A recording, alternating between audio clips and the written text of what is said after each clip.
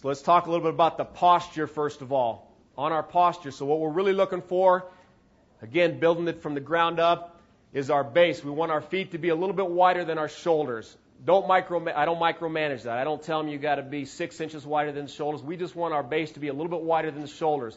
Now, one thing as we look at this film, I think there's a lot of situations where our base is too wide. And we're not trying to get too wide with our base, but we do want our feet wider than the shoulders. Okay? The next thing we want is we want our knees to be inside our heels here. So we talk about squeeze the knees a little bit. You know, when you guys power clean and they're not power cleaning with their knees out. When they're squatting, they're not squatting with their knees out. But for whatever reason, by nature, when a guy fits into his block, a lot of times we talk about base, and he really has those knees wide.